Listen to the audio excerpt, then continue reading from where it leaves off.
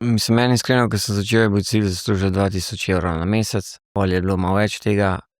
Zdaj pa bi rekel, da kva me je naučilo to bi nekako privoščil vsem ljudem, ke mislim, da vsi isto razmišljamo, ke mislimo, da denar ful spremeni life. Jaz, ke sem se naučil, je, da je denar precenjen, pač jaz se nisem imel nič kaj dosti ful bolj. In zdaj v bistvu bi rekel, da bolj ke na denar se fokusiram na stvar, ke meni osebno se mi zdi največ pomeni, so to odnosi, a ne. In če mene vprašate zdaj, ni mi toliko point, koliko bi rad zaslužil, ampak kva bi rad delal pa kako, a ne. To, kar delam, uživam, se imam fajn.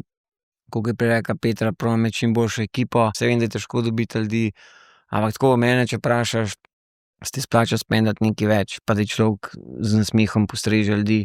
Tako da, ja, jaz sem zelo, bi rekel, kupujem rad drugim darila, samo, bi rekel, družino, odnose, ljudi, s katerimi delamo.